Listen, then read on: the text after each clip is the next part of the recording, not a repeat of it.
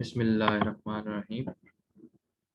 अच्छा जी, आज का जो हमारा टॉपिक है वो है न्यूमेरिकल इंटीग्रेशन। न्यूमेरिकल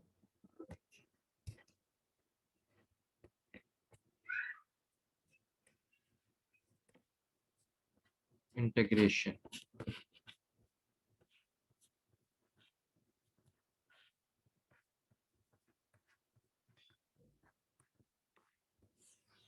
लास्ट जो हमारा, इससे पहले हमने टॉपिक कवर किया है वो किया है न्यूमेरिकल डिफरेंशिएशन। अब ये हमारा जो टॉपिक है न्यूमेरिकल इंटीग्रेशन, बेसिकली अभी तक आप लोग पढ़ते आए हो, अप्लाइड कैलकुलस में आपने पढ़ी होगी कॉमन इंटीग्रेशन। ठीक है, आप क्या करते थे, आपके पास या तो डेफिनेट इंटीग्रल होता था या इनडेफिनेट इंटीग्रल होता था। उस पर भी मैं अभी डिटेल में बात करूंगा कि what is the difference between definite integral and indefinite integral. आप कॉमन जो फंक्शंस होते थे आप उनकी इंटीग्रेशन करते थे। अब न्यूमेरिकल इंटीग्रेशन क्या होता है कि न्यूमेरिकल, क्योंकि हम ये सब्जेक्ट पढ़ रहे हैं न्यूमेरिकल एनालिसिस, ठीक है, numerical methods. So by using numerical methods या बाय यूजिंग न्यूमेरिकल टेक्निक्स, जो इंटीग्रल की अप्रोक्सीमेट कंप्यूटेशन होती है उसको हम कहते हैं न्यूमेरिकल इंटीग्रेशन। तो इसको मैं डिफाइन कर सकता हूं कि it is the approximate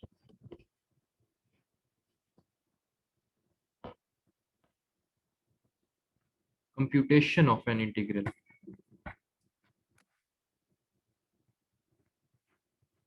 computation of an integral of an integral using numerical methods।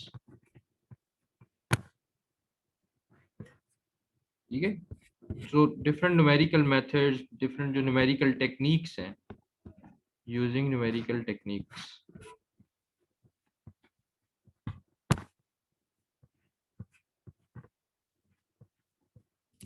अच्छा, सो कॉमन जो इंटीग्रेशन है उसके तो रूल्स आपको पता है कैसे करते थे हम।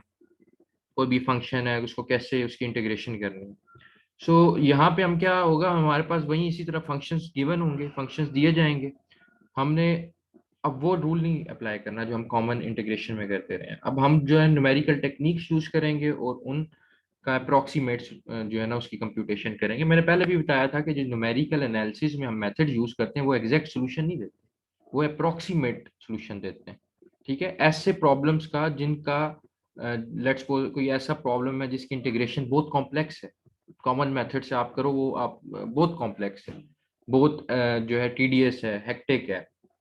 तो आप न्यूमेरिकल टेक्निक्स जो है वो क्या करते हैं, उन कंप्यूटेशन को सिंप्लीफाई करते हैं। ठीक है, वो कंप्यूटेशन करती हैं उन फंक्शंस की और आपको अप्रोक्सीमेट सॉल्यूशन देती हैं। एग्जैक्ट नहीं होता लेकिन जो है नियर टू एग्जैक्ट होता है। ठीक है, अप्रोक्सीमेट कंप्यूटेशन होती है वो। सो जो न्यूमेरिकल कंप्यूटेशन होती है ना इंटीग्रल की, ठीक है, किसकी, इंटीग्रल की न्यूमेरिकल कंप्यूटेशन, उसको हम समटाइम्स कहते हैं क्वाड्रेचर। ठीक है, quadrature. What is quadrature? Quadrature is the numerical computation of an integral। ठीक है, numerical computation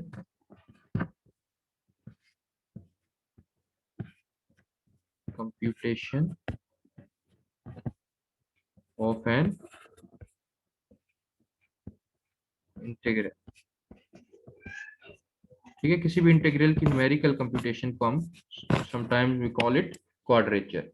सो जो क्वाड्रेचर है ये हिस्टोरिकल टर्म है जिसका मतलब है the process of determining area. ठीक है, so it is an historic term which means the process of determining area is a process of determining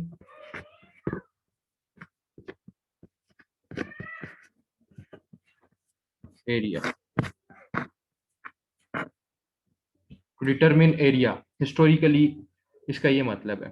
सो किसी भी इक्वेशन को, कोई भी इक्वेशन आपको गिवन है, तो solving that equation by quadrature, इसका क्या मतलब है कि अगर आता है कि सॉल्व फला फला फला इक्वेशन यूजिंग क्वाड्रेचर, सो इसका मतलब ये है कि जो उसका सोल्यूशन होगा ना, उसको एक्सप्रेस करना इन टर्म्स ऑफ इंटीग्रल। ठीक है, सो solving an equation by quadrature means expressing it's solution in terms of integral. So the numerical computation of an integral is called quadrature. ठीक है, so historically जो historical term है इसका मतलब है to determine area. ठीक है, it is the process of calculating area. ठीक है, so या फिर आप इसको ऐसे कह सकते हो the process of numerical integration is called quadrature. जो numerical integration का पूरा process होता है ना, उसको हम कहते हैं quadrature. ठीक है, सो या फिर आप क्वाड्रेचर को डिफाइन कर लो, it is the process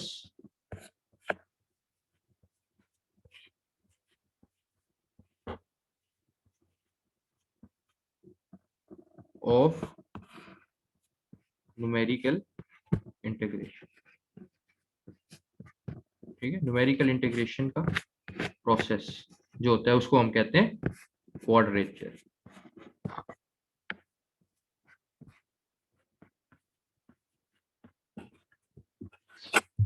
अच्छा, ये कंप्यूटेशन क्या होती है, ये बात हो रही है, ऊपर भी बात हुई न्यूमेरिकल इंटीग्रेशन में कि अप्रोक्सीमेट कंप्यूटेशन है, क्वाड्रेचर में भी बात हुई कि न्यूमेरिकल कंप्यूटेशन है इंटीग्रल की।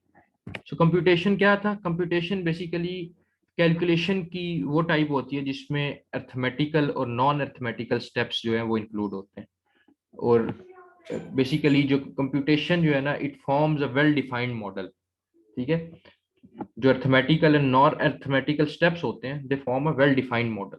ठीक है, so computation is any type of calculation which includes both arithmetical and non arithmetical steps and which forms a well defined model. So this is basically computation. अब मैंने बात की थी कि हम कॉमन जब इंटीग्रेशन पढ़ते थे तो उसमें हम पढ़ते थे there are two types of integral. ये एक लेक्चर मेरा अवेलेबल है यूट्यूब पे, तो मैं ऊपर आपको वो उसका वो लिंक नज़र भी आ रहा होगा।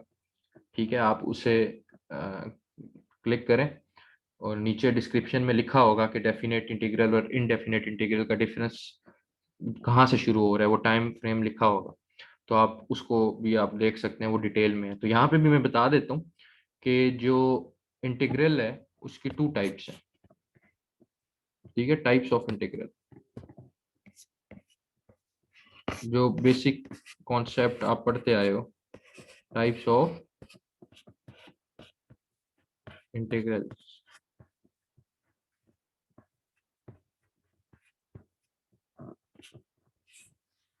ठीक, एक होता है जी डेफिनेट इंटीग्रल,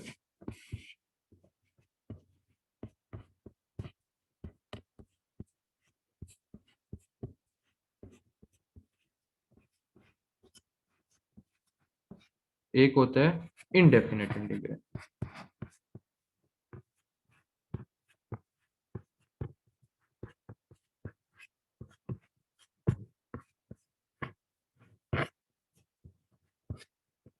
ठीक है,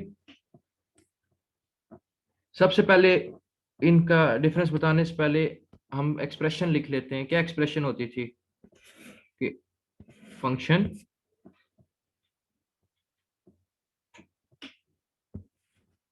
f of x into d of x, ऐसे लिखते थे ना एक्सप्रेशन। इसका मतलब क्या है, इसको हम कैसे रीड करते हैं? इसका मतलब होता है, ये जो एक्सप्रेशन है इसका मतलब है it is the indefinite integral of function with respect to x. ठीक है, ये क्या है? ये इनडेफिनेट इंटीग्रल है।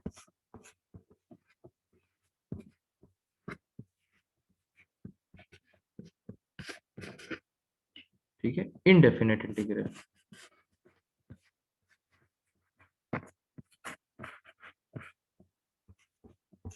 Of function f with respect to x, इसको हम ऐसे रीड करते हैं। ठीक है, तो this is an indefinite integral, और ये बेसिकली रिप्रेजेंट क्या कर रहा है? It represents a family of function. ठीक है, ये जो आपको इनडेफिनेट इंटीग्रल सामने एक्सप्रेशन नजर आ रही है, ये क्या रिप्रेजेंट कर रही है? अ फैमिली ऑफ फंक्शन। ठीक है, और जो सोल्यूशन होता है ना इनडेफिनेट इंटीग्रल का, वो एक फंक्शन होता है। ठीक है, जैसे कि हम क्या करते थे कि हम कहते थे x square into d of x, इसकी इंटीग्रेशन करते थे, क्या आंसर आता था? X cube divided by 3 plus c. So इसका जो सोल्यूशन आ रहा है, ठीक है, ये सोल्यूशन जो आ रहा है इस इनडेफिनेट इंटीग्रल का, वो हमें क्या मिल रहा है? एक फंक्शन ही मिल रहा है ना। ठीक है, तो ये इनडेफिनेट इंटीग्रल बेसिकली क्या होता है कि इनडेफिनेट इंटीग्रल का जो सोल्यूशन होता है वो आपको एक फंक्शन देता है, और ये indefinite integral it represents a family of function. ठीक है, सो अब डेफिनेट इंटीग्रल जब समझाऊंगा तो और मजीद क्लियर हो जाएगा डिफरेंस क्या है। इसके अलावा ये जो सी आर्बिट्रेरी कांस्टेंट कहते हैं इसे, ये सी क्या है ये भी मैं आपको यहाँ पे ऊपर जो है ना नजर आ रहा होगा वीडियो के ऊपर आपको लिंक, आप वो वीडियो देखें, नीचे आप आर्बिट्रेरी कांस्टेंट का टाइम देख लें, किस टाइम पे वो शुरू हो रहा है आप वो देखें, वो डिटेल में मैंने एक्सप्लेन किया हुआ है कि हम ये आर्बिट्रेरी कांस्टेंट क्यों यूज करते हैं। ठीक है, इनडेफिनेट इंटीग्रल में इसका पर्पस क्या है वो डिटेल में एक्सप्लेन हुआ हुआ है, आप वो देख सकते हैं। खैर, तो बात हम कर रहे थे कि इनडेफिनेट जो इंटीग्रल होता है फंक्शन का विद रिस्पेक्ट टू एक्स, इसका जो सोल्यूशन होता है वो भी एक फंक्शन होता है।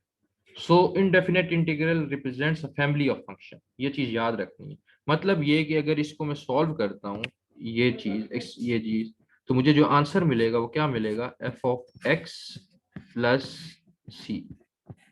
यही है ना, ये देखो, ये एफ ऑफ एक्स हो गया प्लस सी। ठीक है, तो अब बात करते हैं इनडेफिनेट डेफिनेट इंटीग्रल की। डेफिनेट इंटीग्रल क्या है? डेफिनेट इंटीग्रल और इनडेफिनेट इंटीग्रल में फर्क इतना है, जो डेफिनेट इंटीग्रल है इसका जो सोल्यूशन होता है वो एक नंबर होता है, वो एक फंक्शन नहीं होता।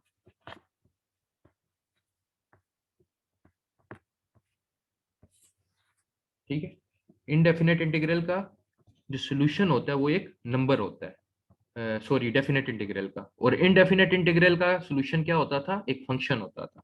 अब इनडेफिनेट इंटीग्रल वही एक्सप्रेशन कैसे बनेगी जो एक्सप्रेशन जो ये इनडेफिनेट इंटीग्रल की एक्सप्रेशन है,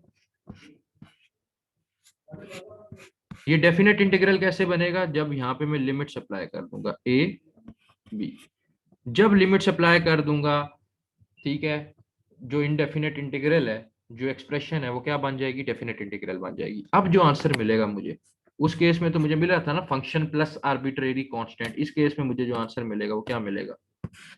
एफ ऑफ बी, यानी जो अपर लिमिट आएगी फंक्शन में उसको पुट करूंगा, और F of A minus lower limit.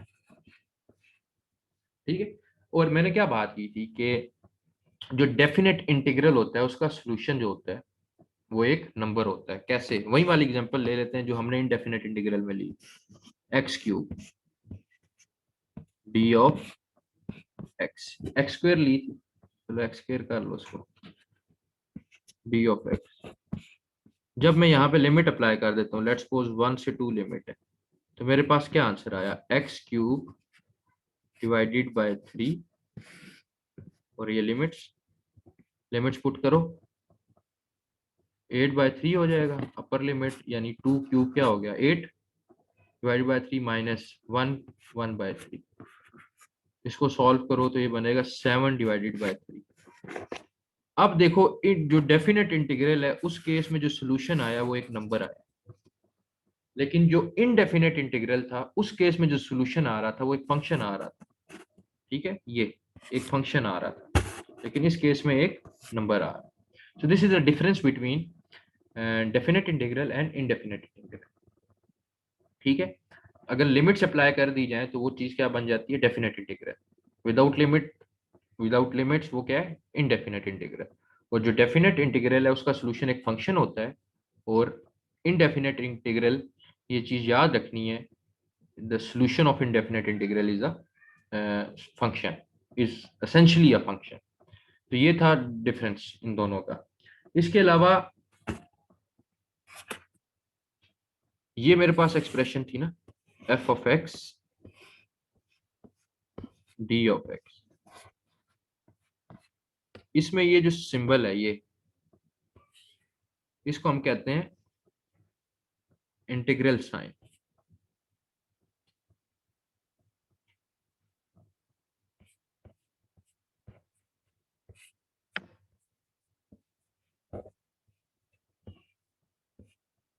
ठीक है, और ये जो एफ ऑफ एक्स है, ये इसको हम कहते हैं इंटीग्रेंड। क्या कहते हैं? इंटीग्रेंड।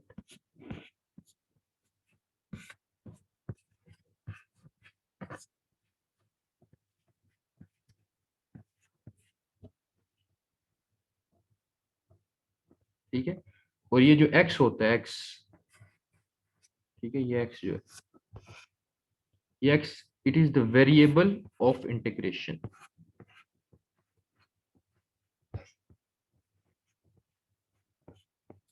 Variable of integration.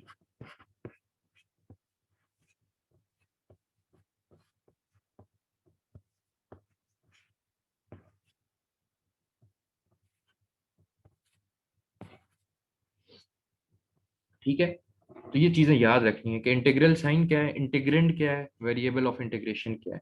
और एक और बात, जो इंटीग्रेशन है ना, उसको एंटी डेरिवेटिव भी बोलते हैं।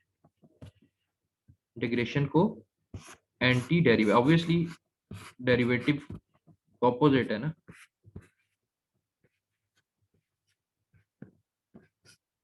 ठीक है, वो जो आपको मैं लेक्चर बता रहा हूँ, आप उसमें अगर देखो तो डिटेल में ये चीज बताई हुई है कि इंटीग्रेशन जो है वो उसकी डिटेल कॉमन इंटीग्रेशन की उसमें अवेलेबल है। खैर, हमारा काम न्यूमेरिकल इंटीग्रेशन से, हम अपने टॉपिक पे वापस आते हैं। So integration is also known as anti derivative. आगे चलते हैं। अच्छा,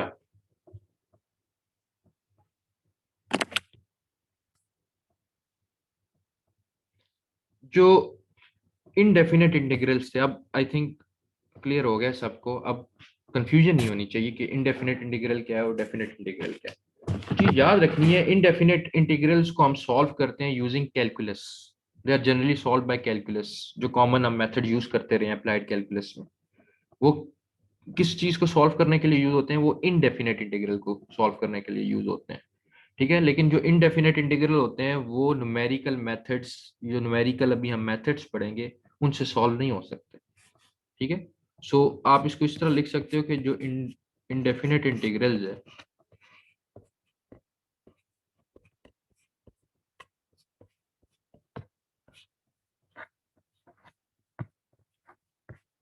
इनको सिर्फ जो है वो किससे सॉल्व किया जा सकता है? कैलकुलस से।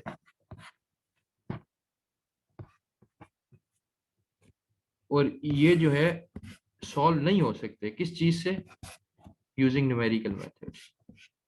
ठीक है, न्यूमेरिकल मेथड्स, इन न्यूमेरिकल टेक्निक्स अप्लाई करके हम इनडेफिनेट इंटीग्रल्स को सॉल्व नहीं कर सकते। तो इसका क्या मतलब हुआ? ठीक है, इसका मतलब ये हुआ कि जो डेफिनेट इंटीग्रल्स हैं, कुछ न्यूमेरिकल टेक्निक्स जो है ना डेवलप की गई हैं डेफिनेट इंटीग्रल्स की वैल्यू को अप्रोक्सीमेट करने के लिए। ठीक है, सो हम जो न्यूमेरिकल इंटीग्रेशन का प्रोसेस करेंगे वो किसके लिए करेंगे? वो फॉर डेफिनेट इंटीग्रल्स के लिए करेंगे, इनडेफिनेट के लिए नहीं करेंगे। किसके लिए करेंगे? हम करेंगे डेफिनेट इंटीग्रल्स के लिए। न्यूमेरिकल टेक्निक सिर्फ डेफिनेट इंटीग्रल्स के लिए डेवलप की गई हैं, वो भी कुछ टेक्निक्स हैं। और वो क्या करती हैं? इनका जो सोल्यूशन होता है उसका अप्रोक्सीमेट, बेसिकली अप्रोक्सीमेट सोल्यूशन देते हैं, एग्जैक्ट नहीं देते। ठीक है, so for definite integrals we use numerical techniques.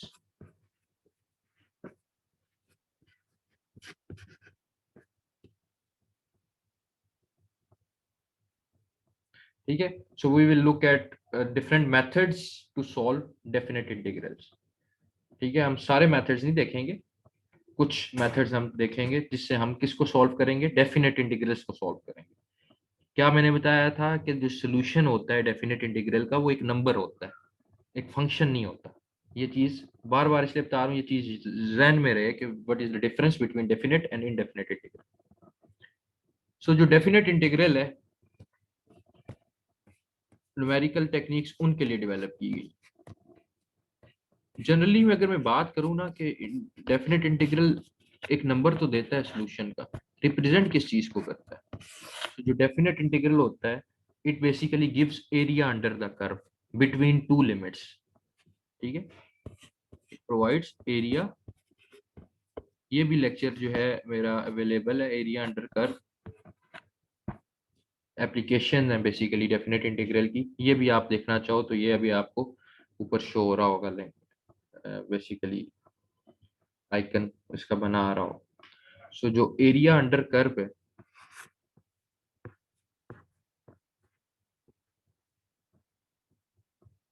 Between two limits,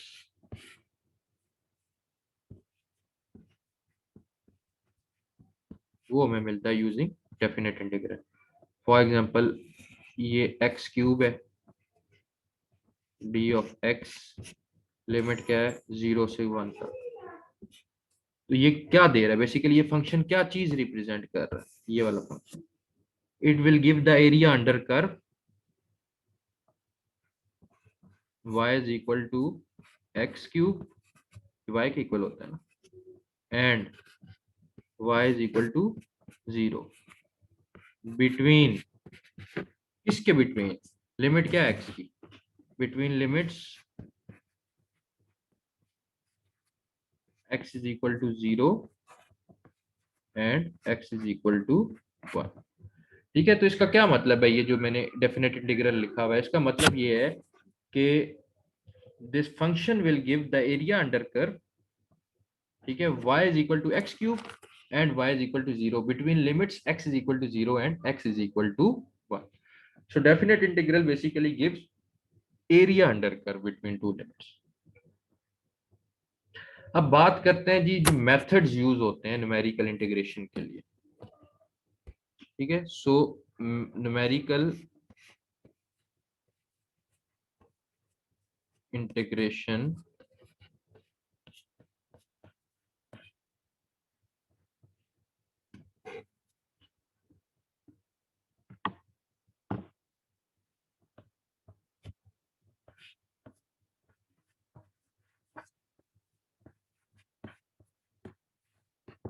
methods.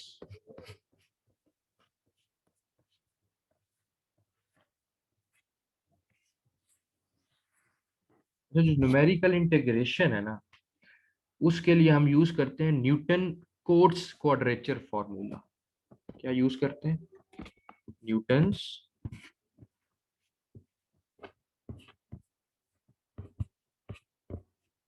Quotes. Newton से तो हर बंदा फेमिलियर है, Isaac Newton. So this formula is named after Isaac Newton and Roger quotes. ये दो थे, ये था रॉजर कोट्स, इसका नाम रॉजर कोट्स, और ये कौन था? ये आइजैक न्यूटन। ठीक है, सो इनके नाम पे है जी फॉर्मूला। ठीक है, रॉजर कोट्स एंड न्यूटन। ठीक है, सो इसको कहते हैं हम न्यूमेरिकल इंटीग्रेशन के लिए जो मेथड यूज करते हैं उसको कहते हैं Newton's quotes quadrature formula. Quadrature में एक्सप्लेन कर चुका हूँ। ठीक है, क्वाड्रेचर फॉर्मूला।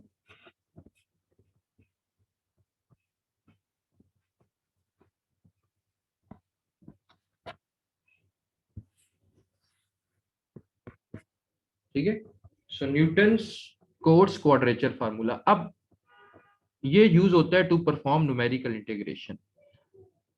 अब इसके फार्मूला जो है, इसके अंडर 3 रूल्स होते हैं। ठीक है, 3 rules are under this formula. पहला रूल ट्रेपेजॉइडल रूल कहते हैं इसे, ट्रेपेजॉइडल रूल।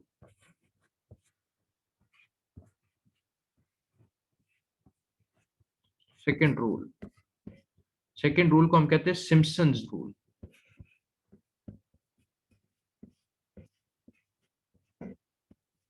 Simpson's rule. अच्छा, सिम्पसन्स रूल को पैराबोलिक रूल भी कहा जाता है, पैराबोलिक रूल।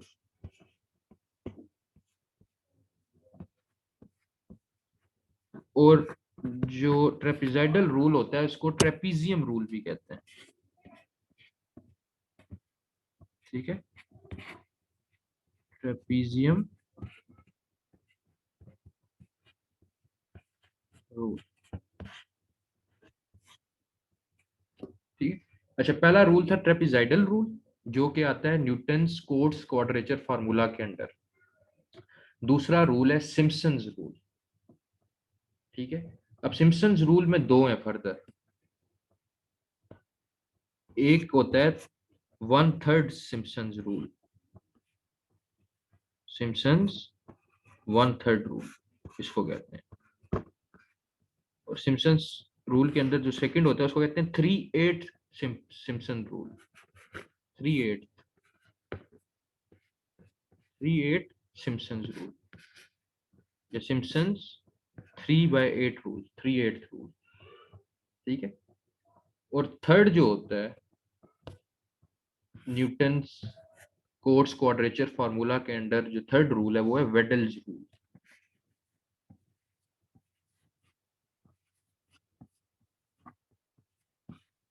वेडल्स। अच्छा, बात करें अगर इन तीनों रूल्स की, तो सबसे बेस्ट जो सबसे एक्यूरेट रूल है, the most accurate of all is Weddle's rule. याद रखना, इन तीनों रूल्स में से trapezoidal, Simpson's and Weddle's rule में से the most accurate rule is Weddle's rule. ठीक है। तो this is the most accurate of all. अब अगर मैं बात करूं of the two Simpson's rule, इन दोनों में से द बेस्ट इज 1/3 रूल। ठीक है। सिम्पसन्स रूल में जो बेस्ट है वो है 1/3 रूल। इन दोनों रूल में से 1/3 और 3/8 रूल में से the best rule is 1/3 rule. ठीक है। सो जो ट्रेपीजियम या ट्रेपीजाइडल रूल है, ये इसमें एक्यूरेसी इतनी ज्यादा नहीं होती कंपैरेटिवली वेडल्स रूल और सिम्पसन्स रूल के। सबसे ज्यादा एक्यूरेट वेडल्स रूल है। अगर सिम्पसन्स रूल की जो फर्दर दो टाइप्स हैं, 1/3 रूल और 3/8 रूल, इसमें मैं अगर बात करूं कि बेस्ट रूल कौन सा है, तो वो 1/3 रूल है। तो ये चीज जो है वो पता होनी चाहिए। ठीक है। अब ये सारे रूल्स क्या करते हैं, they perform numerical integration process. Numerical integration का प्रोसेस है हम इन तीनों रूल से करते हैं, और ये हमें एक अप्रोक्सीमेटेड सॉल्यूशन देते हैं, एक्यूरेट सॉल्यूशन नहीं देते। ठीक है, बार बार बताता हूँ इसलिए क्योंकि न्यूमेरिकल टेक्निक्स और बेस्ड ऑन अप्रोक्सीमेट सॉल्यूशन। ठीक है। So Weddle's rule is the most accurate, फिर सिम्पसन्स है, फिर ट्रेपिजॉइडल है। सो अगर मैं ट्रेपिजॉइडल और सिम्पसन रूल की बात करूं, so Simpson rule is more accurate than trapezoidal rule. ठीक है, ये हम बेसिकली न्यूमेरिकल इंटीग्रेशन में मेथड्स जो है वो पढ़ेंगे। तो अब हम बात करते हैं ये जो रूल्स हैं इनमें फार्मूला जो यूज होता है। लाइक सबसे पहले हम बात करते हैं ट्रेपिजॉइडल रूल की। Trapezoidal rule is also known as trapezium rule. ठीक है, ट्रेपिजॉइडल रूल हो या ट्रेपीजियम रूल हो, बात एक ही है, ट्रेपीजॉइडल रूल।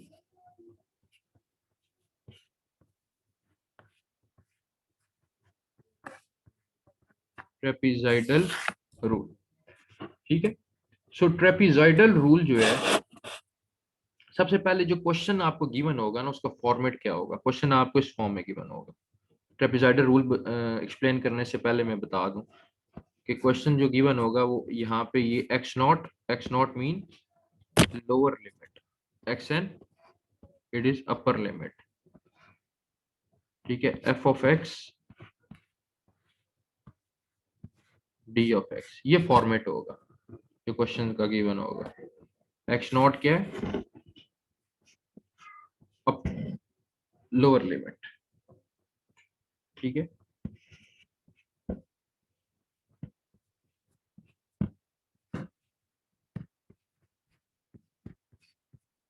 xn क्या है,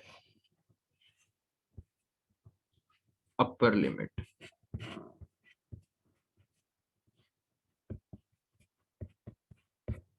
ये इंटीग्रेंड है f of x, and f of x is equal to y, y equal होता है ना एफ ऑफ एक्स के, ठीक है। सो यहाँ पे ये इस तरह भी लिखा जा सकता है, x naught x n y of d of x, ठीक है। ये वाई क्या है, वो एफ ऑफ एक्स है, ठीक है। सो ये तो चलो बात होगी कि क्वेश्चन का फॉर्मेट कैसे होगा। अब बात करते हैं कि जो ट्रेपिजॉइडल रूल है इसमें क्या फार्मूला यूज होगा। अगर क्वेश्चन आ जाए कि ये न्यूमेरिकल इंटीग्रेशन की जाए यूजिंग ट्रेपिजॉइडल रूल, तो उस केस में हम फार्मूला क्या यूज करेंगे। सिंपल से फार्मूले हैं। न्यूमेरिकल एनालिसिस इजी सब्जेक्ट है, सिर्फ ये कि जो फार्मूला है वो बहुत ज्यादा है, वो आपको जरा याद करने पड़ेंगे, वरना टेक्निक्स बहुत सिंपल है। अब एक फंक्शन आ गया आपको, ये x naught x n y of d of x. अब इसको आपने सॉल्व करना है यूजिंग ट्रेपिजॉइडल रूल। एक तो मेथड होता था ना कॉमन इंटीग्रेशन का, डेफिनेट इंटीग्रल में करते थे। अब हम क्या करें, हम न्यूमेरिकल इंटीग्रेशन अप्लाई कर रहे हैं। ट्रेपेजॉइडल रूल सिंपल सा रूल है, वो अप्लाई करेंगे और अब इससे हम क्या ये इसको सॉल्व करेंगे। सो जो फॉर्मूला है it is equal to W divided by 2, ये बताता हूँ क्या क्या है पैरामीटर्स, y नॉट, ठीक है, plus 2 into y1 plus y2 plus y3, तो ये कहाँ तक जाएगा, yn-1 तक। ये हम बताता हूँ बताता क्या है yn-1, ठीक है, yn-1 bracket close plus yn bracket, ठीक है।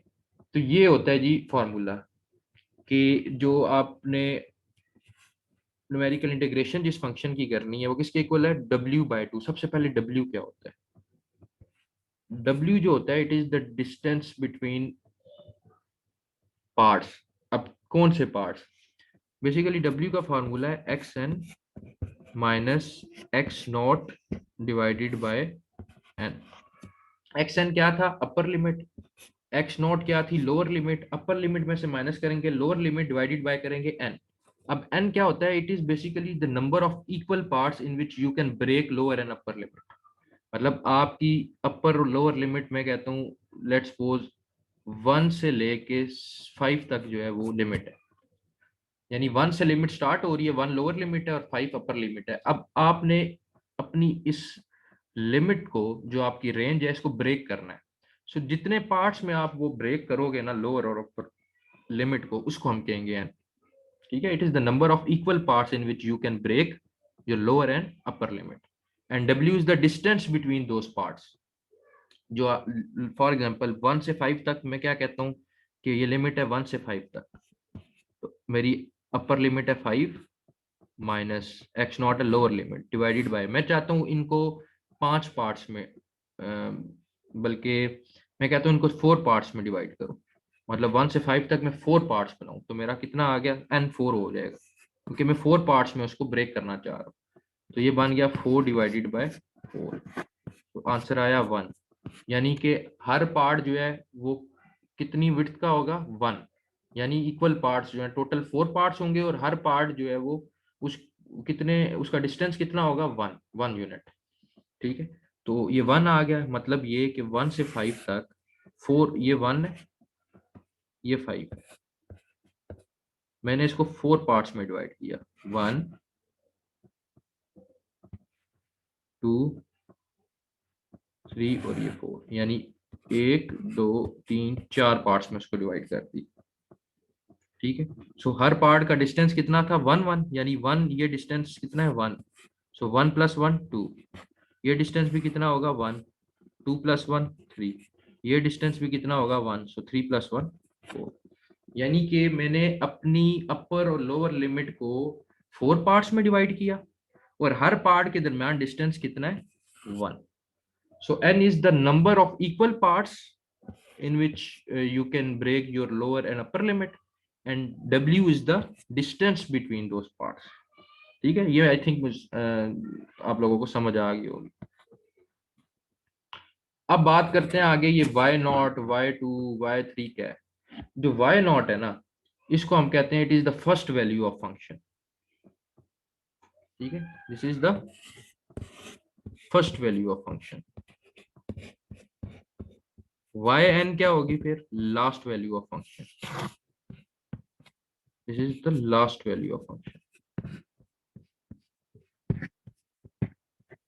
y1 क्या होगा फिर, second value, y2 third value, y3 fourth value, and yn minus one क्या होगी, the second last value of the function. मतलब आपके पास लेट्स सपोज एक टेबल बना दूं अगर मैं, ये x है, ये y है। ठीक है, x 1 2 3 4 5 तक, और y की वैल्यू क्या है, लेट्स सपोज 1 पे 2, ये 3 है, 9 है, ये 11 है। सो ये आपका क्या होगा, ये x0, ये x1, ये x2, और लास्ट वाली वैल्यू x3 जो है वो किसके इक्वल होगी, xn के इक्वल। ठीक है, अभी बताया ना कि लास्ट जो वैल्यू होगी वो x3 xn, first value x0। सो ये क्या हो जाएगा, ये नीचे ये y0 होगा, ये y0 होगा, ये y1 होगा, ये x2 के अगेंस्ट y2 होगा, ये x3 के अगेंस्ट y3 होगा, जो कि किसके इक्वल है, yn के इक्वल है। ठीक है, सो x0 is the first value of the function and y0 is the first value of the function and yn is the last value of the function। ठीक है, तो ये चीज याद रखनी है, आगे हम इसको जब सॉल्व करेंगे तो उसमें भी देखेंगे। ठीक है, तो अब लेट्स सपोज ये क्वेश्चन आया यही वाला, इसमें जो फॉर्मूला है ये n माइनस वन कहाँ तक जाएगा, ये जाएगा y3 तक, this is the second last value, sorry y4 तक, क्योंकि 5 पे भी है ना कोई वैल्यू, ये 13। सो y4 जो होगा वो होगा yn माइनस वन, क्योंकि y4 is the second last value, yn जो है वो 5 है। तो ये जो है ना आपने इस चीज को देखना है। उसके बाद बात करते हैं हम सिम्पसन्स वन थर्ड रूल में क्या फार्मूला यूज होगा। So Simpson's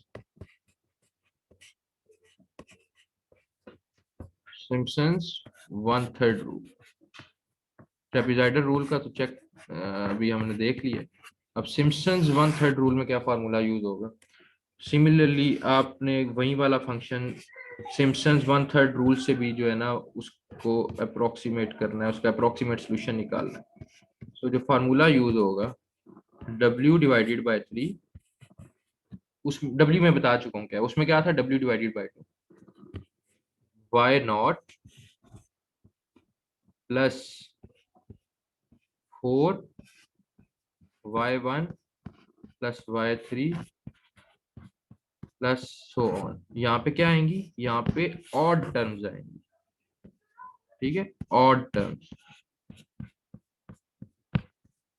odd terms, plus 2 के साथ y2 plus y4 and so on. यहाँ पे क्या आएगा, इवन टर्म्स आएंगी।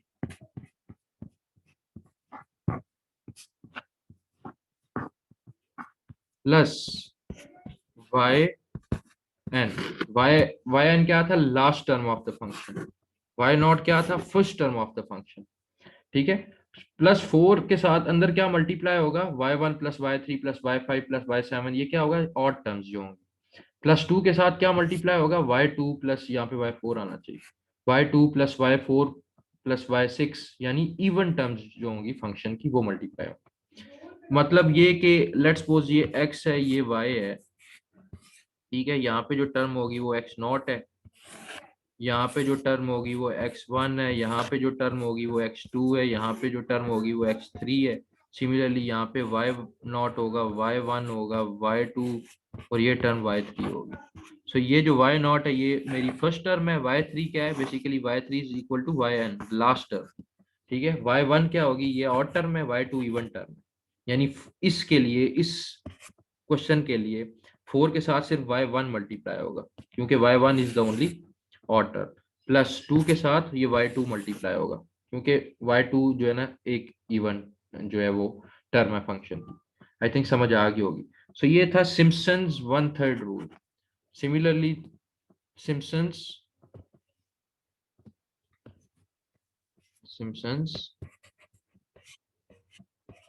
3/8 रूल, 3/8 रूल, इसका क्या फॉर्मूला है, इतना खास नहीं change. X naught into x n, x naught से x n, y into d of x, ये फंक्शन है। इसमें आएगा 3/8 डब्ल्यू, क्योंकि 3/8 रूल है तो 3/8। पीछे अगर देखो तो ये वन थर्ड रूल था, तो यहाँ पे डब्ल्यू 1/3 डब्ल्यू आ गया। ठीक है, सो 3/8 डब्ल्यू। आगे वाई नॉट यानी फर्स्ट टर्म प्लस 3, बल्कि यहाँ पे पहले हम समझ नहीं आएगी आपको, प्लस कर लेते हैं 2 प्लस 2, यहाँ पे आएगा y3 plus y6 plus y9 and so on. ये क्या चीज है, दिस इज मल्टीपल ऑफ 3। ठीक है, 2 के साथ यहाँ क्या मल्टीप्लाई होगा, मल्टीपल ऑफ 3। मल्टीपल ऑफ 3 क्या है, y3 y6 y9 y12 y15। ठीक है, आगे प्लस 3 इंटू यहाँ पे बाकी जो टर्म बच जाएंगी, y1 बच गई प्लस y2 बच गई प्लस y3 हो गया था y4 plus y5 plus y7 plus y8। ठीक है, यानी मल्टीपल ऑफ 3 जो है वो माइनस कर दो तो बाकी जो टर्म्स बच गई एक्सेप्ट लास्ट टर्म। अच्छा, plus 3 into this plus and पे क्या होगा yn। ठीक है, एंड पे लास्ट टर्म भी आएगी, मतलब फार्मूला क्या हो गया, y not plus 2 into multiples of 3 जो टर्म्स है, प्लस 3 इंटू जो रिमेनिंग टर्म्स बच गई, यानी y3 निकाल दो, y6 निकाल दो, y9 निकाल दो, तो क्या बचता है y1 y2 y3 उधर आ गया था, y4 y5 y6 इधर आ गया था, सो y7 y8 y9 इधर आ गया, तो फिर y10 y11 y12 इधर आ जाएगा, सो y13 y14। सिमिलरली फिर प्लस एंड पे क्या होगा yn, यानी कि लास्ट टर्म। ठीक है, ये था सिम्पसन 3/8 रूल।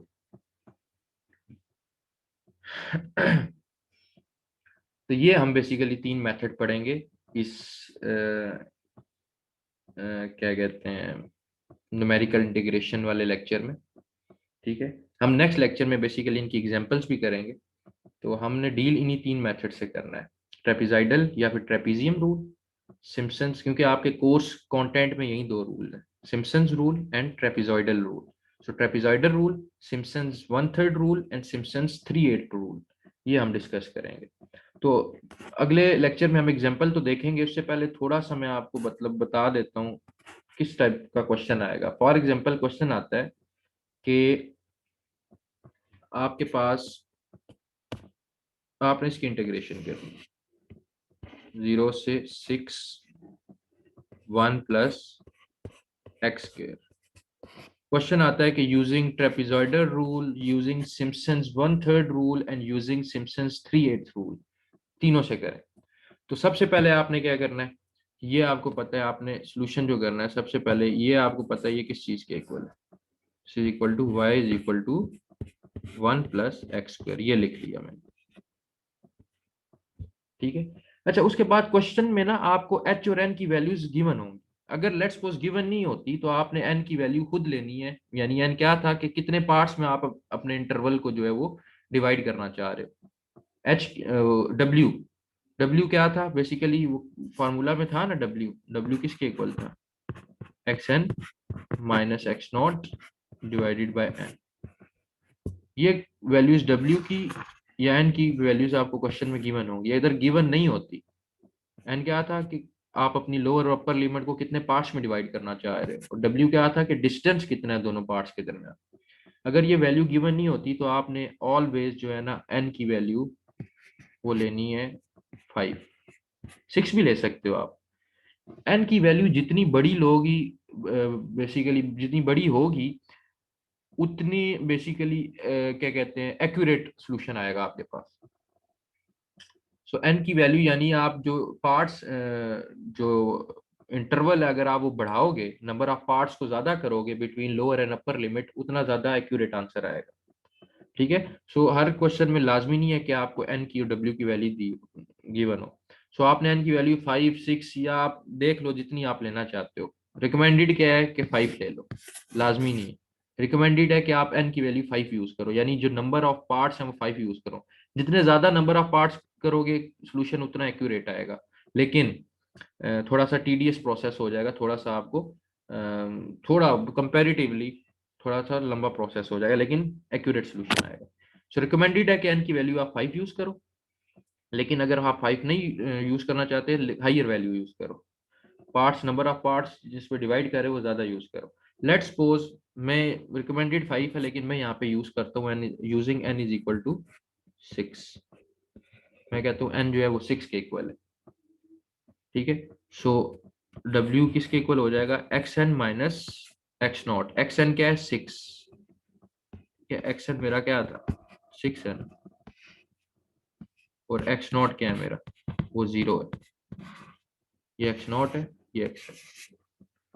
सो डब्ल्यू किसके इक्वल आ जाएगा, x n minus x naught divided by n. N किसके इक्वल है 6। सो ये क्या बन गया 6 डिवाइडेड बाय 6 1, यानी कि मेरा जो डिस्टेंस है पार्ट्स के दरमियान वो कितना आएगा 1 का। यानी कि ये देखो ये मेरी लिमिट थी ना, लेट्स सपोज 0, और ये लिमिट खत्म हो रही है 6 पे। सो मेरे कितने पार्ट्स मान गए टोटल 6, मैंने 6 में डिवाइड किया है, 1 2 3 4 5 और 6, यानी हर पार्ट डिस्टेंस कितना है हर पार्ट का 1 1 1 1 1 1 1। ठीक है, और टोटल 6 पार्ट्स हैं। सो ये क्या होगा 0 प्लस 1 1, ठीक है, then 0 plus 2 2, then 0 plus 3 3, then 0 plus 4 4, then 0 plus 5 5। ठीक है, इस तरह मैंने अपने जो इंटरवल है लोअर और अपर लिमिट को मैंने डिवाइड कर लिया इक्वल पार्ट्स में। ठीक है।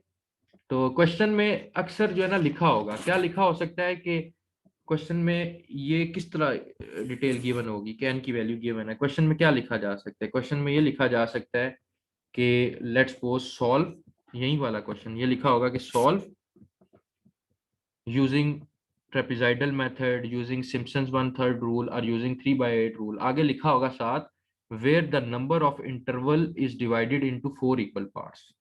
अगर लिखा हो कि number of interval is divided into 4 equal parts, इसका मतलब है एन की वैल्यू क्या है 4 है। ठीक है, या फिर लिखा होगा टेक 4 सब इंटरवल्स, तो उसका मतलब भी क्या है कि एन की वैल्यू क्या है 4 है। या लिखा होगा टेक 4 ट्रेपिजॉइड, ट्रेपिजॉइडल रूल में लिखा होगा टेक 4 ट्रेपिजॉइड्स, क्योंकि ट्रेपिजॉइडल रूल में क्या ट्रेपिजॉइड्स बनती हैं। अगर या ये भी लिखा हो सकता है टेक 4 ट्रेपिजॉइड, तब भी उसका मतलब n is equal to 5, n is equal to 4। ठीक है, क्या क्या लिखा जा सकता है कि टेक 4 ट्रेपिजॉइड्स, ट्रेपिजॉइडल रूल के लिए इसका मतलब क्या है एन इज इक्वल टू 4 है। या फिर लिखा होगा टेक 4 सब इंटरवल्स, एग्जाम्पल दे रहा हूँ, 4 लिखा हो 5 लिखा हो कुछ भी लिखा हो सकता है, टेक 4 सब इंटरवल्स। इसका मतलब भी क्या है, n इज इक्वल टू 4 है। या फिर लिखा होगा number of intervals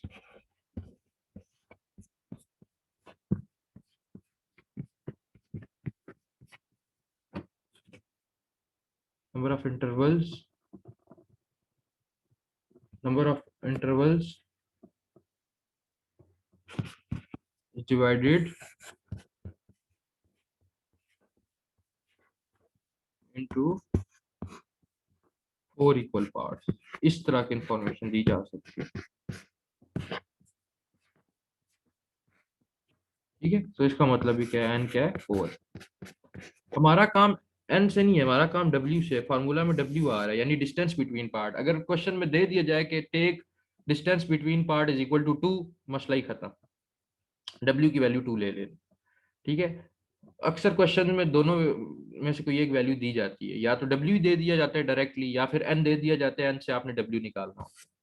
w is the distance between the parts.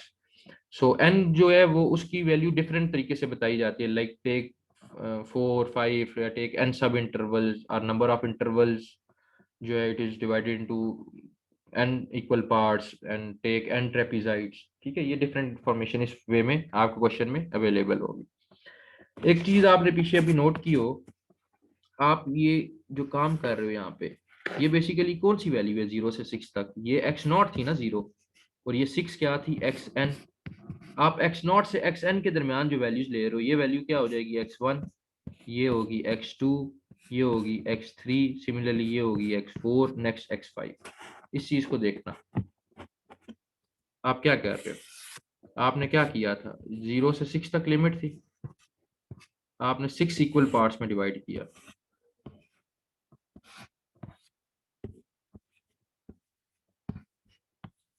कैसे डिवाइड किया, देखना जरा इसको।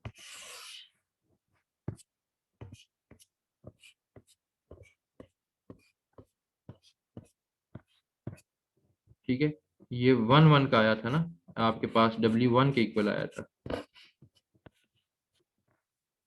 W किसके इक्वल आया था, 1 के, और n क्या था 6, यानी 6 आपने सब इंटरवल्स लिए थे, और जो डिस्टेंस आया था बिटवीन पार्ट्स वो कितना आया था 1। तो ये इंफॉर्मेशन थी आपकी। अच्छा, ये जो अब वैल्यू है आपके पास, ये वाली, ये क्या थी, x नॉट, और ये आपको पता है ये क्या है, x6 या फिर xn। सिमिलरली ये वैल्यू क्या होगी, x1, x2, x3, x4, x5, ठीक। बताना मैं ये चाह रहा था कि देखो ये x1 जो है, ये x1 ये किसके इक्वल है, इट इज इक्वल टू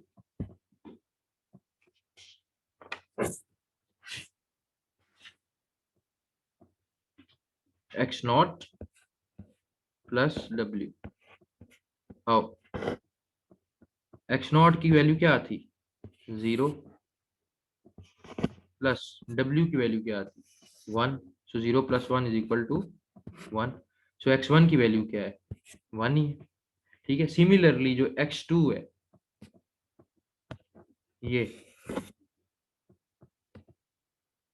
ये किस तरह आएगा, x2 is equal to x naught plus 2w।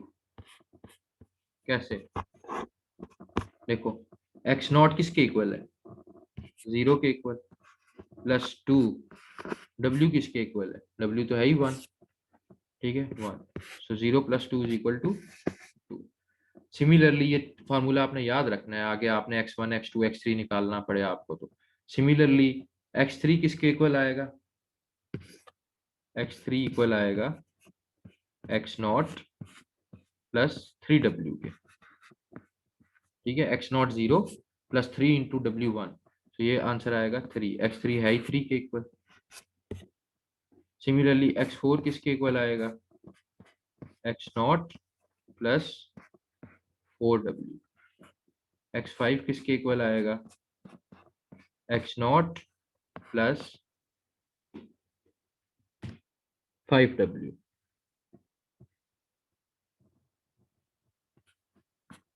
तो अगर जनरलाइज फॉर्म में मैं लिखूं तो मैं इसको लिख सकता हूं कि एक्स एन जो है वो किसके इक्वल है, एक्स नॉट प्लस एन डब्ल्यू। ये याद रखना है आप। कोई भी एक्स की वैल्यू फाइंड करनी हो, आपने जो फर्स्ट वैल्यू है, इनिशियल जो लोअर लिमिट है, प्लस एन, यानी वो जो नंबर है वैल्यू का जो आप x3 फाइंड कर रहे हो या 4 फाइंड कर रहे हो, फोर्थ वैल्यू इनटू डब्ल्यू आपने मल्टीप्लाई कर देना है, आपके पास वो रिस्पेक्टिव वैल्यू आ जाएगी। ये चीज आपने एक याद रखनी। ठीक है, तो ये था जी इंट्रोडक्टरी लेक्चर जिसमें हमने न्यूमेरिकल इंटीग्रेशन को डिस्कस किया। न्यूमेरिकल इंटीग्रेशन में हमने देखा कि कॉमन इंटीग्रेशन और न्यूमेरिकल इंटीग्रेशन में फ़र्क क्या है। फिर उसके बाद हमने देखा कि डेफिनेट इंटीग्रल और इनडेफिनेट इंटीग्रल में क्या डिफरेंस है। फिर हमने देखा कि न्यूमेरिकल इंटीग्रेशन डेफिनेट इंटीग्रल के लिए ही यूज़ होता है। फिर डेफिनेट इंटीग्रल से बेसिकली हमें प्रोवाइड क्या करती है। फिर हमने जो मेथड यूज़ होते हैं, न्यूटन्स कोट्स क्वाड्रेचर फार्मूला, उसके अंडर जो 3 रूल्स हैं वो हमने देखे। 3 में से हमने 2 रूल्स को जो हमने कवर करना है, ट्रेपिजॉइडल रूल या ट्रेपीजियम रूल, सिम्पसन्स रूल या पैराबोलिक रूल। ठीक है, अब सिम्पसन्स में 2 रूल थे, 1/3 एंड 3/8 रूल। ये तीनों हमने इनके जो है ना फार्मूलाज देखे। ठीक है, बेस देखी कि इसमें फार्मूला में जो पैरामीटर्स हैं उनका मतलब क्या है। अब नेक्स्ट जो हमारा लेक्चर है, ठीक है, उसमें हम एग्जांपल्स के साथ ट्रेपेजॉइडल रूल को, सिम्पसन्स 1/3 रूल को और सिम्पसन्स 3/8 रूल को डिस्कस करेंगे। आई होप आप लोगों को ये चीज समझ आ गई होगी। Thank you so much.